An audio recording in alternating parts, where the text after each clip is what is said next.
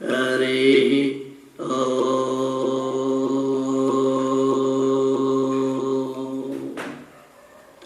शुक्लांबरधरं विष्णुं शशिवर्णं चतुर्भुजं प्रसन्नवदनं ध्यायेत् सर्वविघ्नोपशान्तये।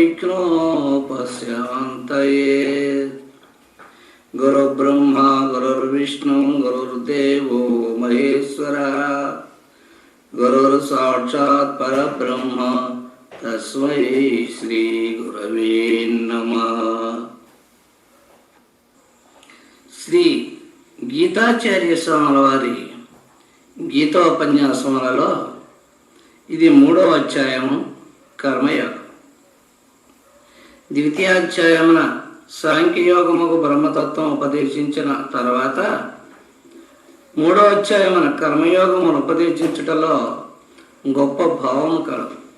వేదాంత శాస్త్రం ఈ రీతిగా మొదట నిష్కామ కర్మయోగముచే అంతఃకరణ శుద్ధియు దైవోపాసనచే విక్షేప నివృత్తియు కలిగిన పిమ్మట ఆత్మతత్వజ్ఞానం ఉపదేశింపవలసి ఉండను.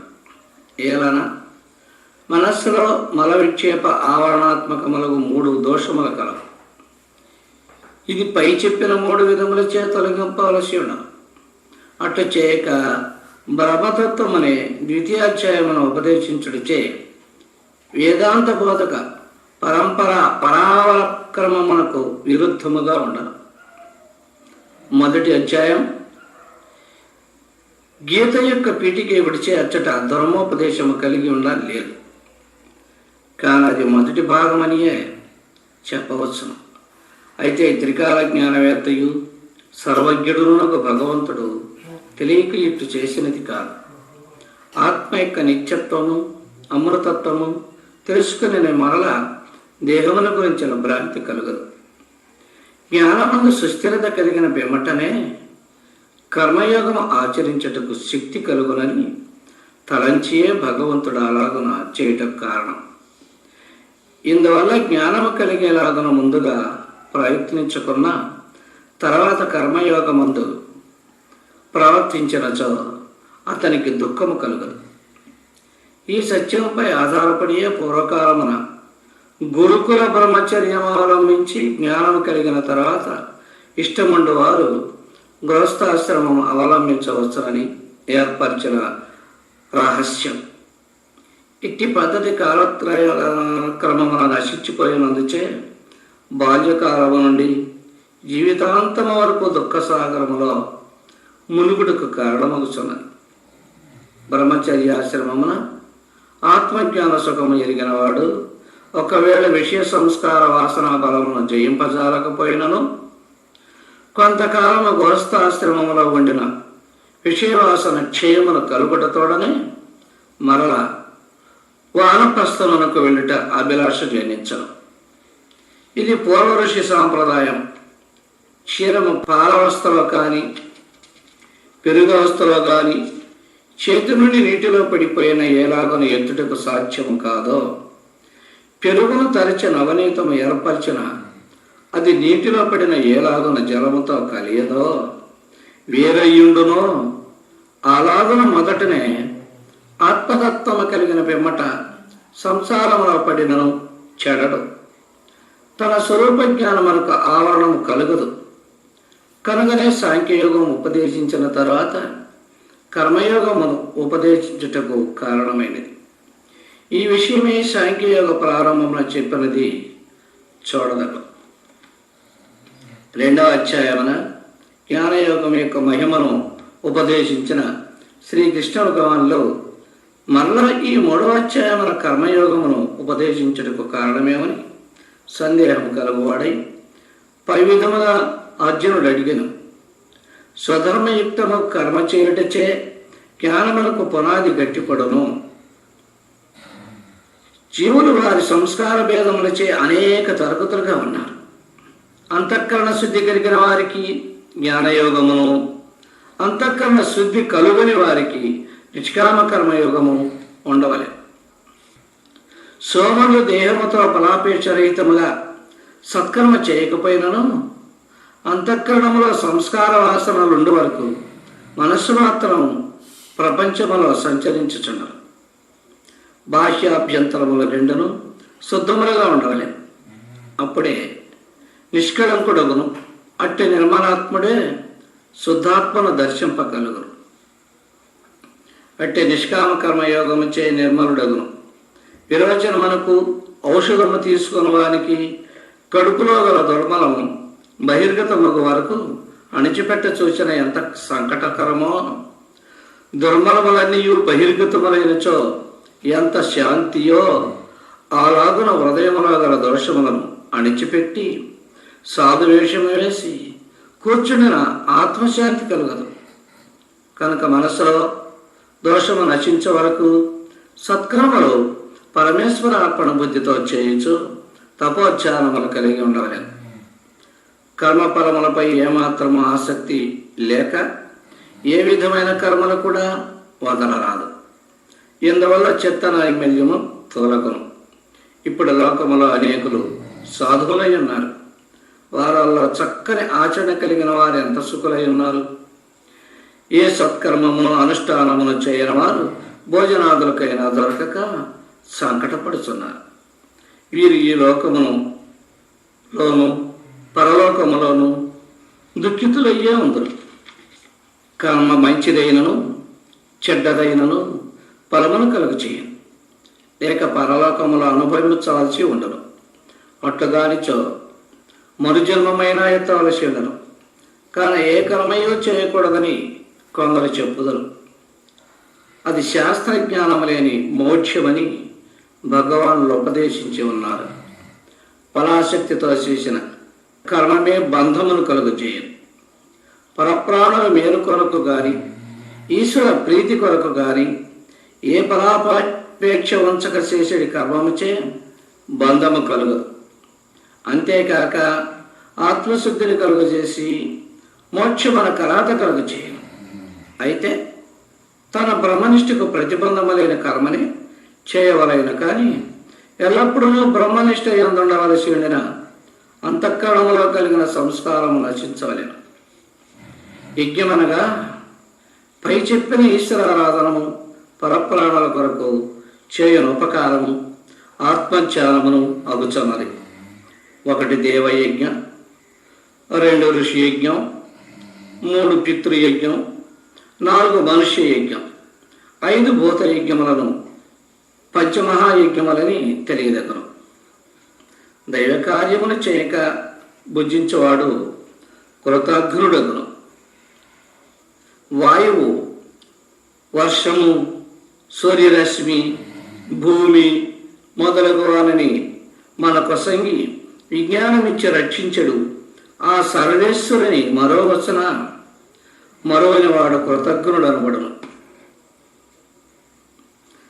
ప్రతిరోజును ఏదైనా దైవ కార్యమును చేసిన తర్వాత మాత్రమే భుజింపవలెను.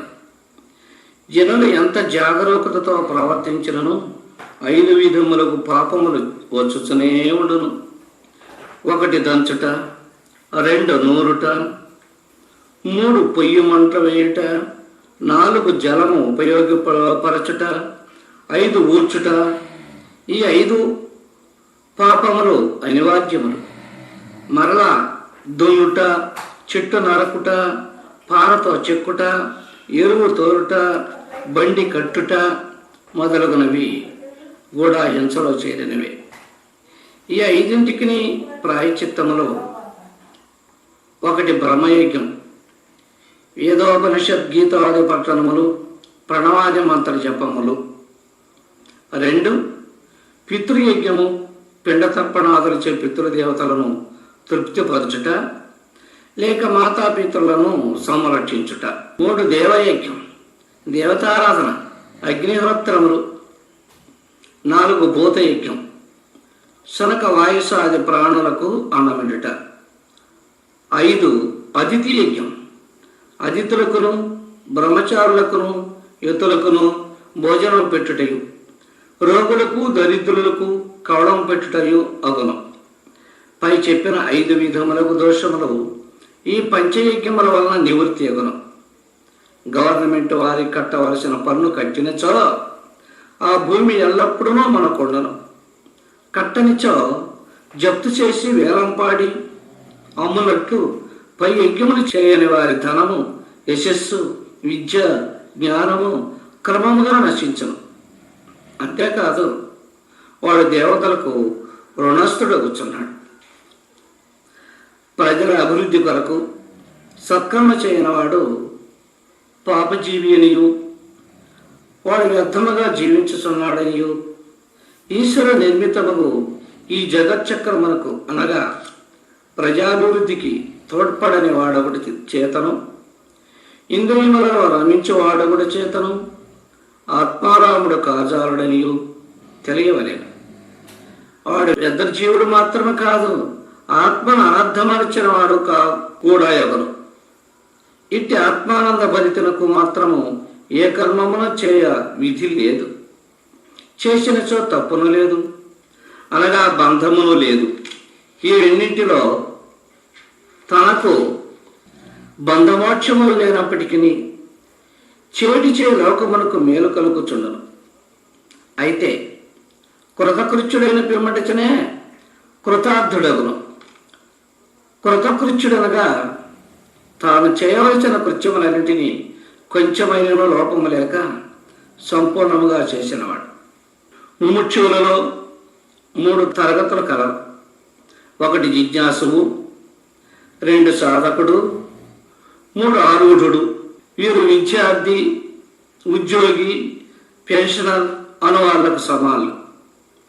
చక్కగా చదివి పరీక్షలో ఉత్తీర్ణులై లెస్సగా ఉద్యోగం చేసినందుచే పెన్షన్ కలిగిన ఇట్టి వాణించి వచ్చి విద్యార్థి, ఉద్యోగియు పాఠశాలకు వెళ్ళుట కానీ సమయమునకు ఉద్యోగమునకు పోవట కానీ అక్కరలేదని తలంచి ఓరకుండిన వాళ్ళ గతి ఏమి?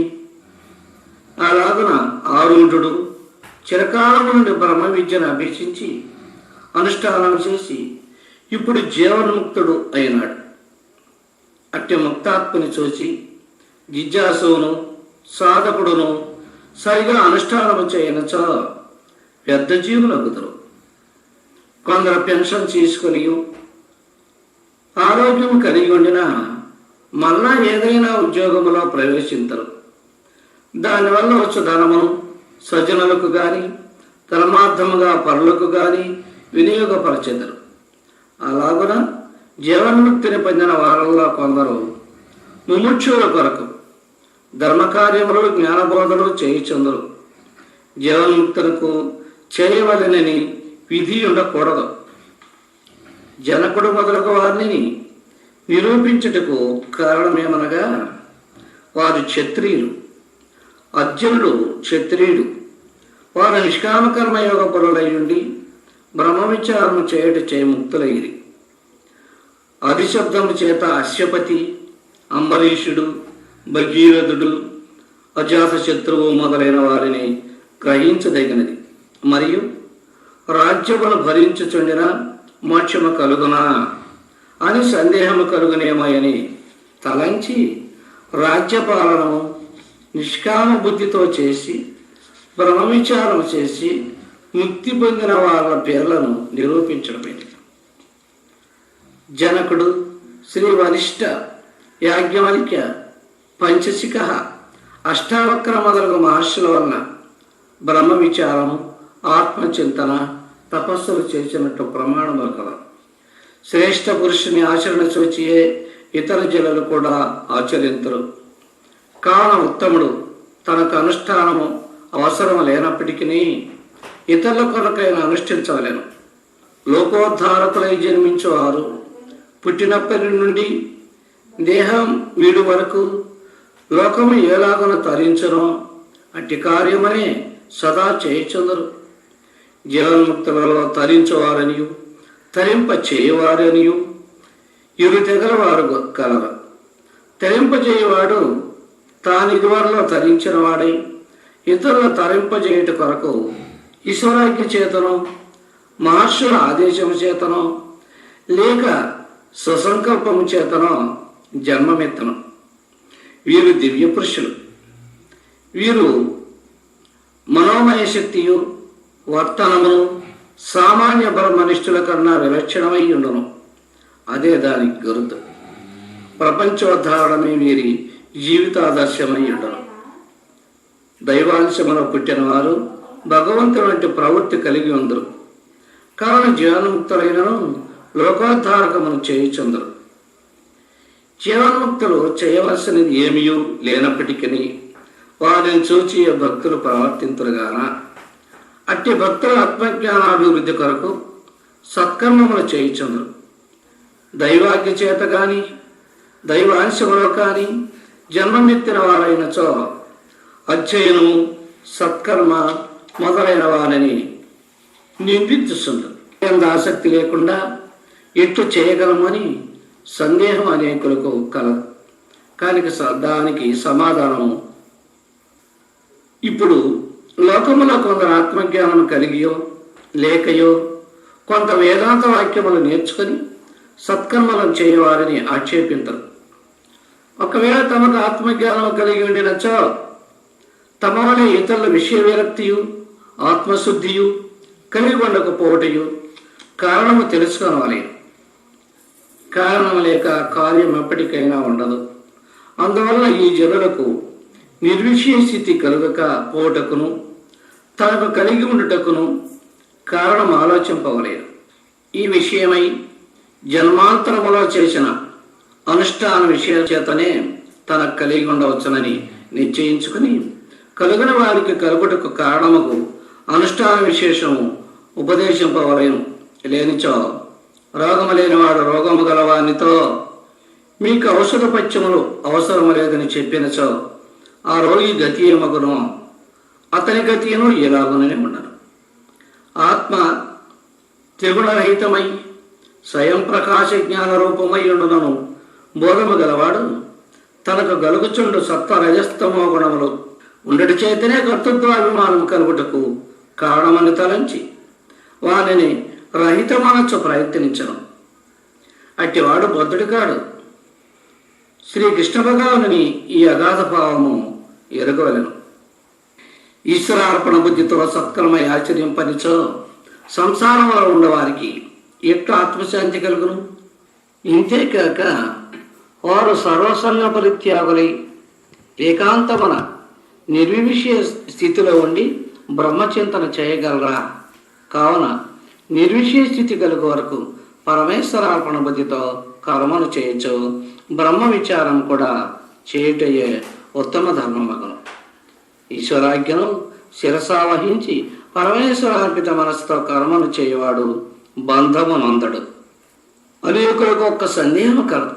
ఏమనా జ్ఞానవంతుడైన వాడు కూడా వాని సంస్కారం అనుసరించి ప్రవర్తించడు. ఈ విషయమై నిరోధము చేయదలంచు యత్నము వృధా కాదా?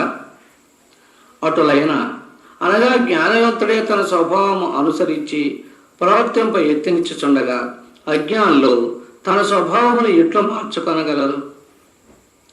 సమాధానం: వేదాంత శాస్త్రములలో జ్ఞానమరియు విజ్ఞానమరియు లేక జ్ఞానమరియు జ్ఞేయమరియు లేక శాస్త్రజ్ఞానమరియు అనుభవ జ్ఞానమరియు ఇరుతిరుగు లేక అభ్యాసి అనియు ఆరూఢుడనియు లేక ముముక్షు అనియు ముక్తుడనియు తారతమ్యముల కలవు. కావున ఇచ్చట శాస్త్రజ్ఞానం గల వారిని గురించి చెప్పినదని గ్రహించదగినది. ఈ జ్ఞానజ్ఞేయములను గురించి 13వ అధ్యాయమున కనందగును. 2వ అధ్యాయమున స్థితప్రజ్ఞ లక్షణము సూచన ఇది షష్టమగను. మరియు వేదాంత శాస్త్రమున సాధన చతుష్టయ సంపత్తి కలవాడే దీనికి అధికారి అని నిరూపించడమైనది. వారిలో నిత్యానిత్య వస్తు వివేక జ్ఞానం మొదటి తీగును. అట్టి జ్ఞానమనే ఇటుట తెలిపినది.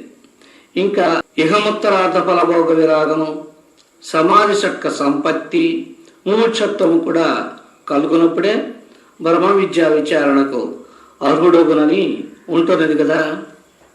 మరి జ్ఞానజ్ఞేయములు రెండును కలిగిన మాత్రమే ప్రకృతి రాహిత్యము సంస్కార రహితత్వము కలుగునని ఈ గీతా ప్రమాణములే తెలుపుతున్నాయి. జ్ఞానము చేతను విజ్ఞానము చేతను పూర్ణానందము గలవాడే యోగి అని తెలుపడమైనది. ఇంద్రియ సుఖములందు కోరిక కలిగి తన ధర్మమును అనగా వ్రతనిష్టను పోగొట్టుకొనకూడదు. తన వ్రతనిష్ట ఎందు ప్రాణం పోయినను అది వానికి మోక్షమును కలుగు చేయను. కావున తమ వ్రతములను నిలబెట్టుటలో ధైర్యశాలుడై ఉండవలెను. అర్జునుడు అడిగిన ప్రశ్న ఇది. ఈ ప్రశ్న ముముక్షులందరికీ సంబంధించినది. అసత్యము పాపమని ఎరిగి సత్యమే చెప్పవలెనని తలంచినను ఒకానొకప్పుడు తెలియకయే అసత్యవాక్యములు పలుకుట, తినరాని వస్తువులను మంచివి కావని విడిచిపెట్టినను అటువంటి పదార్థములను చూసినప్పుడు మరలా తినవలనని సంకల్పము కలుగుట, కోపము పాపమని ఎరిగించి ఒక్కొక్కప్పుడు హఠాత్తుగా కోపము కలుగుట, పరస్త్రీ గమనము పంచమహాపాతకమని తెలిసి ఎంత పండితుడైనా పాపకార్యమని చేయుచున్నాడు. ఈ మొదలగు వాటి కారణమేమని తెలియవలెను. అర్జునుడు అడిగిన ప్రశ్నకు సమాధానము తెలుపడమైనది. అంతఃకరణములోని రజోగుణ తమోగుణ వాసనలు నశించలేదు. అయితే విషయమును అనుభవించి తృప్తి పొందవచ్చునని తలంచిన అది మహాశనుడు అనగా అగ్ని వంటిది. అది సమిధలచే వృద్ధి పొందనే కానీ శాంతి పొందదు. అంతేకాదు విషయవాసన మహాపాప స్వరూపమైనది. ఇది ఆత్మనిష్ఠులకు పరమశత్రువు. భూమిలో ఎండాకాలమున విత్తనములు కనబడకపోయినను వర్షము కురిసినప్పుడు మొలకలు ఎత్తుచుండను. ఇది వల్ల భూమి అడుగున ఈ విత్తనములు ఉండి ఉన్నట్టు ఎలాగున గ్రహించుచున్నామో అలాగున దృశ్య వస్తువులు కలుగుచుండిన ఇకను హృదయముల అడుగు భాగములో ఈ సంస్కార వాసనలు నశింపలేదని తలంచి రహితము నొప్పవలేను. ప్రాకృత వృత్తులు రహితము కానిచో తాను అనుష్ఠించు బ్రహ్మబీజము పూర్ణ ఫలమిచ్చే ఇయ్యజాలదు. కలుపు తీనిచో అవి పెరిగి పైరును అణిచివేయనట్లున్నను. అంతేకాదు ఈ సంవత్సరము కలుపు తీయనిచో మరు సంవత్సరం మనకు కలుపు పెరిగి భూమిని పాడు చేయను. అలాగున ఈ జన్మలో జాగ్రత్త కలిగి వృత్తులను నిర్మూలము మనర్చనచ్చో మరు జన్మములో మరింత ప్రకృతి గుణములు కలిగి ఆత్మను మరుపించను. ఆత్మ సప్రకాశమైనది కదా, అట్లయినా ఎలా కనబడటలేదు అను సందేహమునకు సమాధానము చెప్పడమైనది. జ్ఞానికిని ఇచ్చటనే భేదం కలుగుతున్నది. జ్ఞాని యొక్క హృదయం శుభ్రముగా తుడిచిన చిమ్మి గ్లాసుల ఇంటి దీపం వలె ఉండను. అజ్ఞాని యొక్క హృదయం పొగబట్టిన గ్యాస్ లైట్ వలె ఉండను. జ్ఞాని యొక్క హృదయం ఆత్మవిచారణ చే శుభ్రముగా తుడిచిన అద్దము వలె ఉండను. దాని యందు తన స్వరూపము స్పష్టముగా కనబడను. అట్టి ఆత్మవిచారం లేని వాని మనస్సు మాలిన్యముతో నిండి ఉండుట వలన తన ఆత్మస్వరూపము కనిపించటలేదు. ఎంత ప్రకాశమైన సూర్యుడు మేఘముచే ఆవృతమైనప్పుడు కనబడకపోతున్నాడు. గాలిచే మేఘము తొలగినప్పుడు కనిపించినట్లు ఆత్మవిచారణ వలన అనాత్మభావము తొలగినప్పుడు ఆత్మయందు పరమాత్మ గరుడను జ్ఞానము గోచరమవుతుంది. అగ్నిహోత్రుడు సమిధుల చేతను ఘృతము చేతను అంతకంతకీ వృద్ధి ఇవ్వనట్టు విషయమును అనుభవింపగా వృద్ధి పొందనే కానీ శమింపదు. సముద్రం ఏలాగున నదులచే నిండింపజా సూచనను నిండదో విషయభోగములను అటువంటివి. కనుక సముద్రమును అగ్నిని దృష్టాంతముగా చెప్పుట కారణం. అంతేకాదు కామమును జ్ఞానమునకు పరమశత్రువుగా దంపవలెను. ఈ సంగతి తెలియక కొందరు విషయాసక్తులు ఒక్కసారి అనుభవించిన కామము శమించునని తలంతరు. వీరు ఆత్మశుద్ధి లేనివారు. వీరి వాక్యములు చాలా అపాయమును కలుగు చేయనని సమిధులు వేనిచో అగ్ని స్వయముగా చల్లాలన్నట్లు విషయముల నుండి నివృత్తిగల హృదయములో మాత్రమే కామాగ్ని శమించను. ఘృతము చేతను అనేక బారువుల కట్టెల చేతను హోమించిన అగ్ని అంతకంతకు పెరిగినట్లు కామభోగములచే భోగాశ అంతకంతకు వృద్ధికొచ్చుండనే కానీ శమ్యంపదు అని మైత్రి శృతి చెప్పినది చూడండి. ఫల పుష్ప పత్ర పల్లవాదులచే విస్తరింపబడిన వృక్షమునకు మూలము ఎట్టిదో అలాగున సర్వానర్థములకు ఈ కామము కారణం. కావున కోరికైనడు ఈ మొదలను ఛేదించిన మాత్రమే మనస్సు ఇంద్రియములు శాంతించను.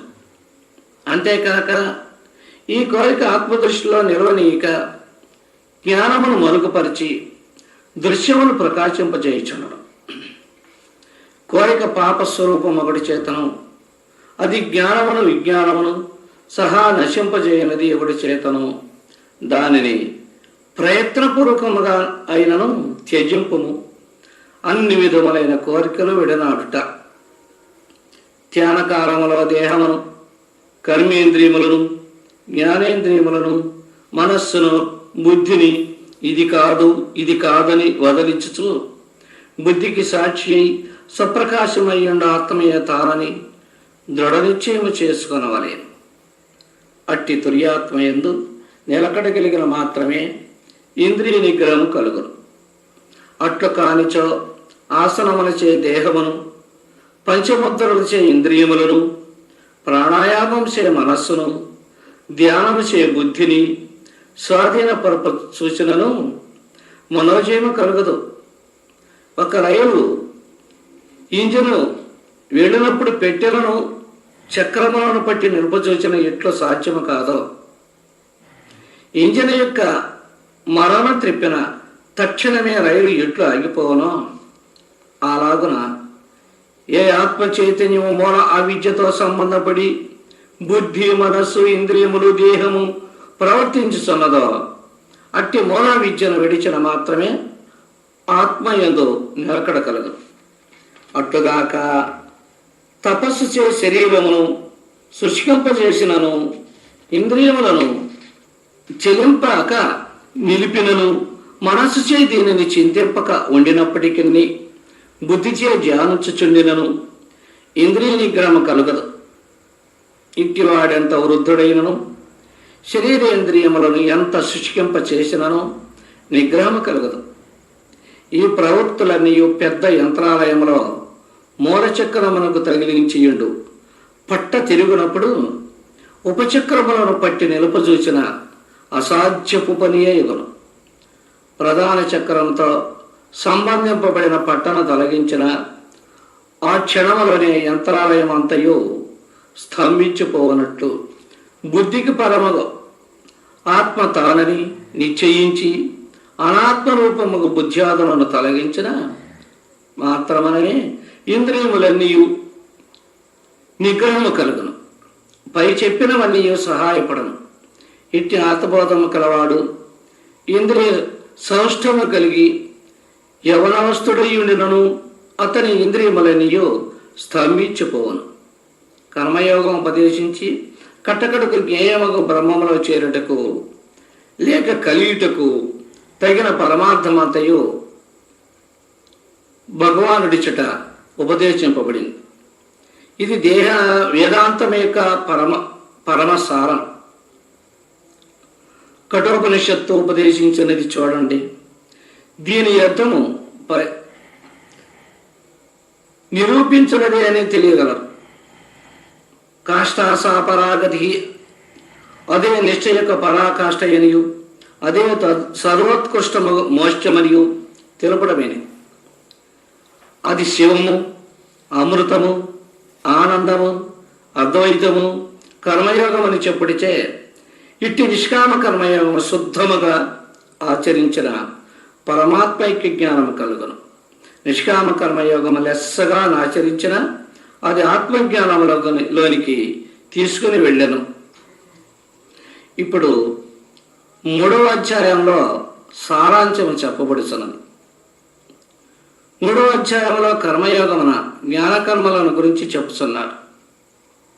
భగవానుడు జ్ఞానాధికారులకు జ్ఞానయోగము, కర్మాధికారులకు నిష్కామ కర్మయోగము వేదములు చెప్పి ఉంటిని. నీవు కర్మాధికారి గనుక నిష్కామ కర్మమును కర్మయోగముని చేయమంటిని. నిష్కామ కర్మయోగము జ్ఞానయోగము రెండును ఒకే ఫలమునిచ్చుతున్నాయి. కర్మేంద్రియములను నిగ్రహించి నిష్ఠ చేయవాని కంటే జ్ఞానేంద్రియములను నియమించి నిష్ఠ చేయవాడు జ్ఞానమును పొందును. శాస్త్రములో చెప్పినట్లు కర్మ చేయము. కర్మ చేయనిడల దైనందిన జీవితము గడవదు. సృష్టిలో బ్రహ్మదేవుడు యజ్ఞాది కర్మలను విధించినవాడు. వాటి వలన దేవతలు సంతృష్టి నంది వర్షదానాదులు అనుగ్రహించుతుదు.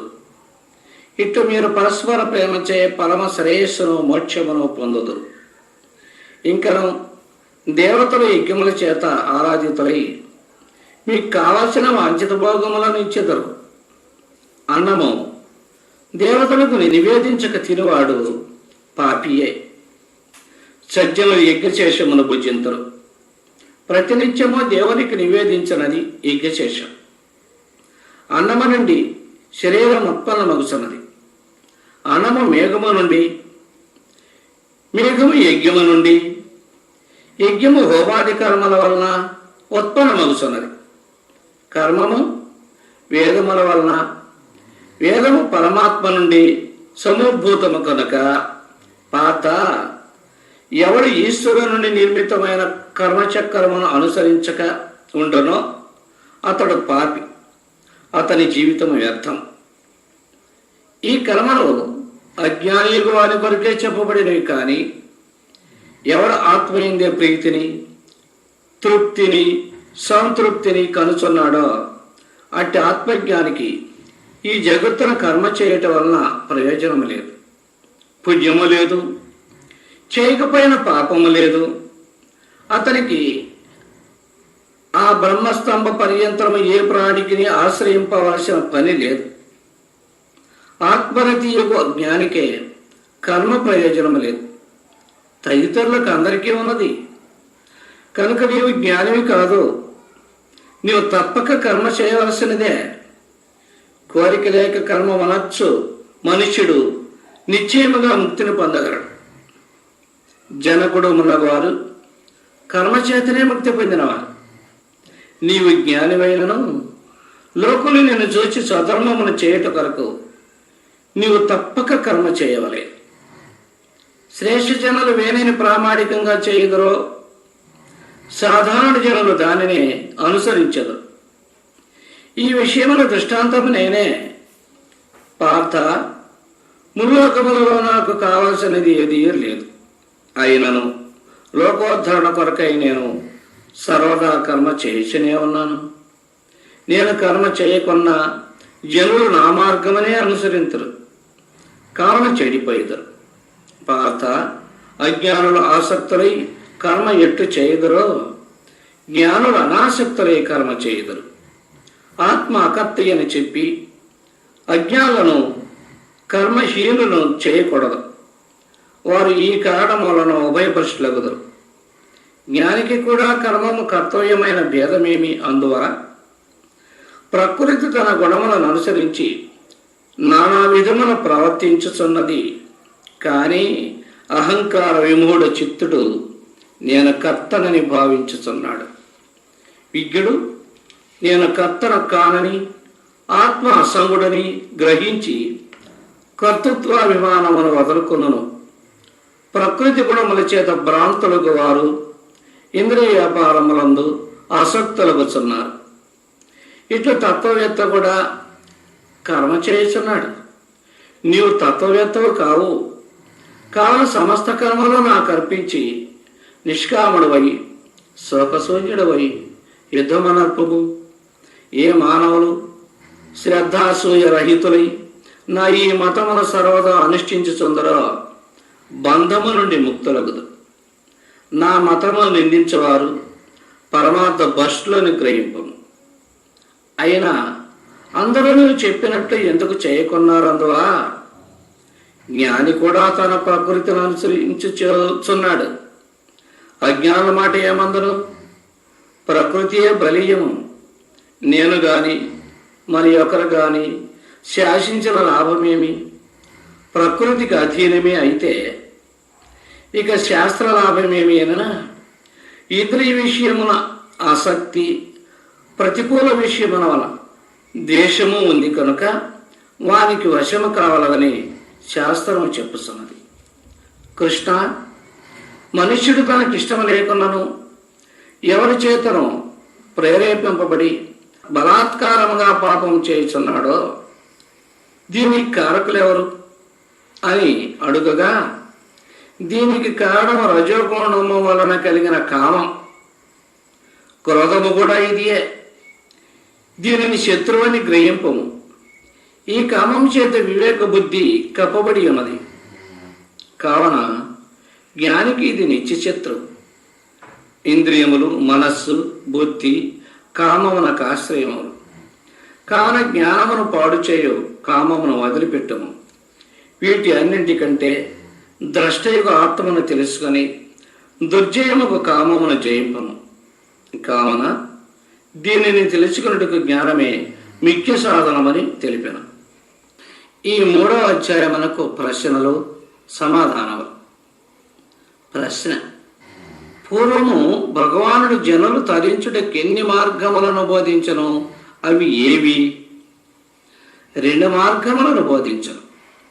జ్ఞానయోగము, సాంఖ్యుల ఉపయోగార్థం. నిష్కామ కర్మయోగము, కర్మయోగ ఉపయోగార్థము. మోక్షము దేని వల్ల చేయకూడదు?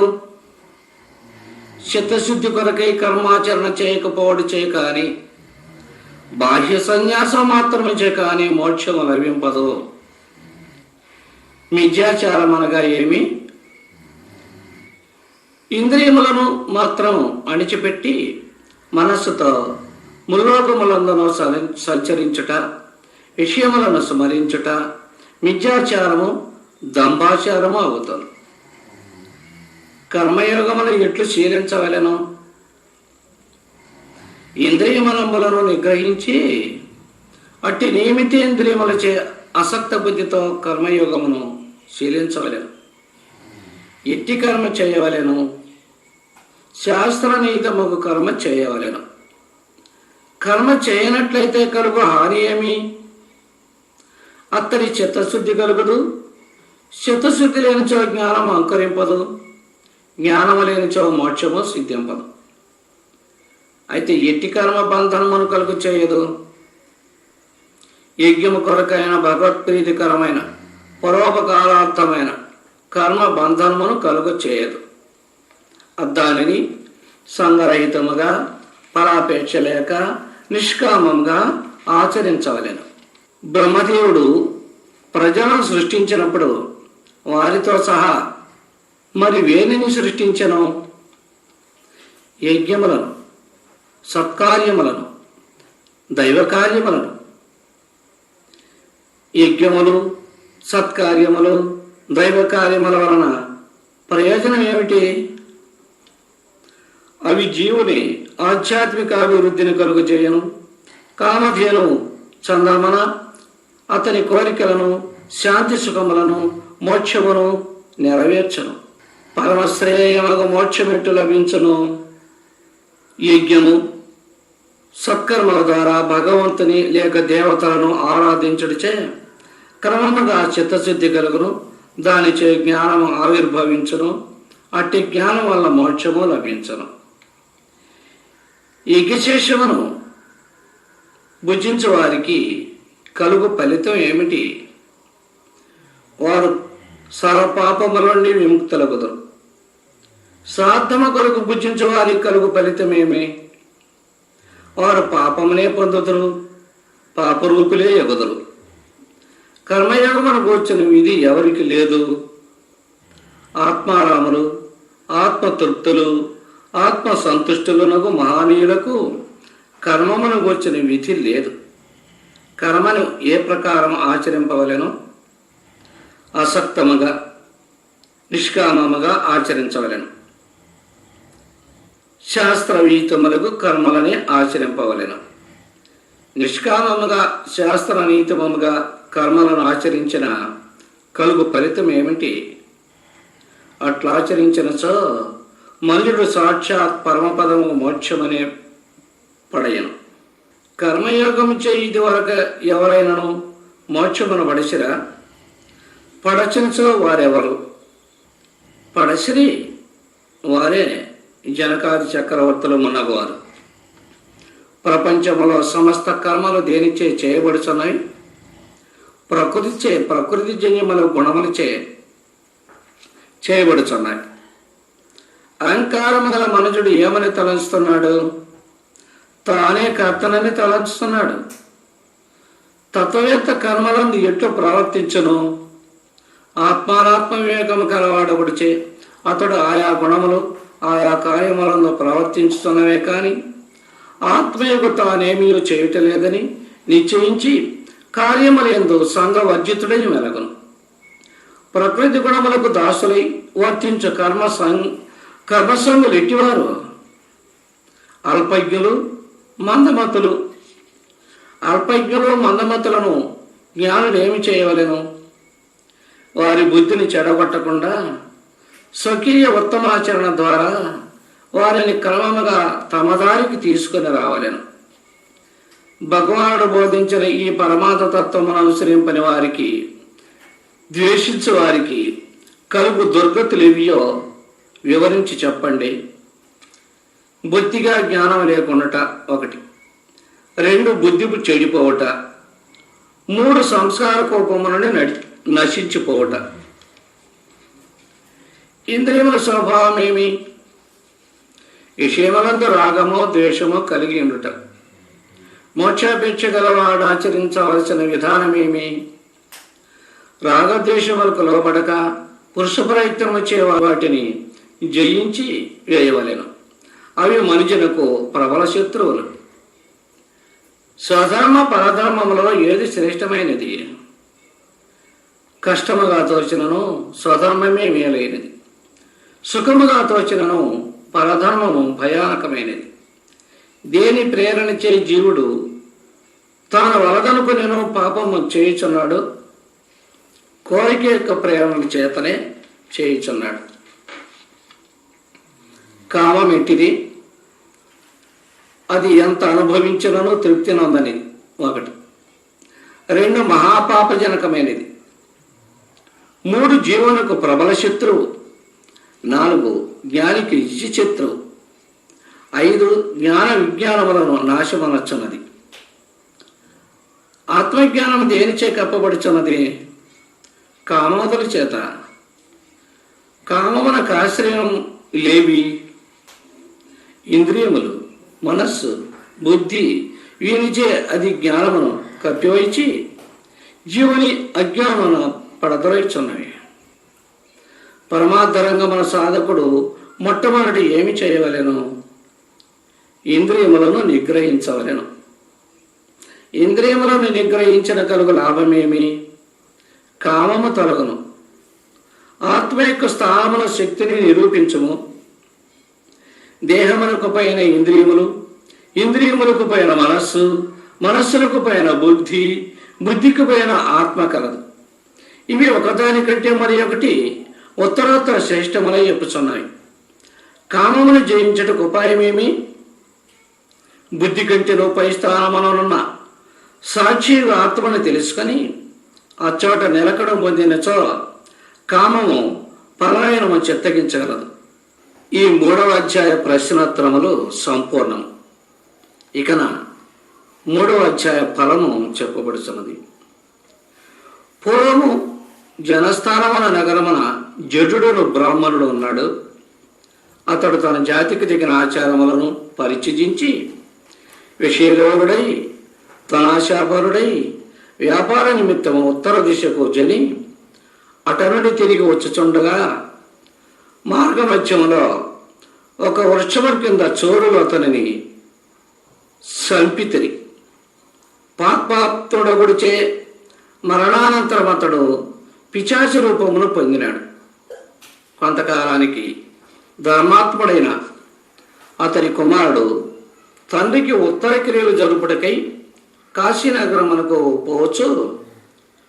త్రోవలో తన తండ్రి వధింపబడిన వృక్షముల కింద కూర్చొని గీత 3వ అధ్యాయమును పారాయణం చేశాడు. వెంటనే ఆకాశమున తన తండ్రి భయంకర ప్రేతదేహమును వీడి దివ్య విమానారూఢుడయ్యుంట చూచి, తండ్రి, ప్రేతత్వం పోయి నీకు దేవత్వం లభించుటకు కారణమేమని అతనిని అడిగినాడు. నాయనా, నీచే పఠింపబడిన గీత 3వ అధ్యాయమును వినుట వలన నాకిట్టి దివ్యస్థితి చేకూరినది. ఇక నీవు కాశీకి పోనక్కర్లేదు. ఇంటికి వెళ్ళి ఇదే ఉపాయం చే, అనగా గీత 3వ అధ్యాయమును పారాయణం చేయొచ్చు. తద్వారా లభించిన పుణ్యమును దారపోసి మన వంశసులందరినీ నరకలోకము నుండి ఉద్ధరింపము అని పలికినాడు. కుమారుడు అట్లే చేసినాడు. అప్పుడు విష్ణు భగవానుడు యముని యొద్దకు దేవదూతల పంపి నరకలోక వాసులను యమునిని కూడా వైకుంఠమునకు పిలిపించుకొనెను. అట యమధర్మరాజు విష్ణువును స్తోత్రం చేసి అతని యాజ్ఞను బడసి నిజలోకమును కలిగెను. ఈ ప్రకారముగా గీత 3వ అధ్యాయం పారాయణం చేత మనుజుడు పాపరహితుడై దివ్యోక్తమును పొందుతున్నాడు అని దీని అర్థము. ప్రతి ఒక్కరు కూడా మనమందరం ఈ భగవద్గీతను 3వ అధ్యాయాన్ని పారాయణ చేసి ఈ ఫలాన్ని పొందుదుముగాక.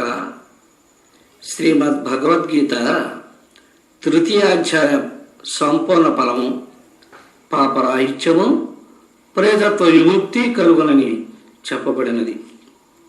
ఇది శ్రీ మహాభారతే భీష్మ పర్వణి శ్రీమద్భగవద్గీతాసోపనిషత్సు బ్రహ్మ విద్యాయాం యోగశాస్త్రే శ్రీకృష్ణార్జున సంవాదే కర్మయోగో నామ 3యోధ్యాయః. హరి ఓం.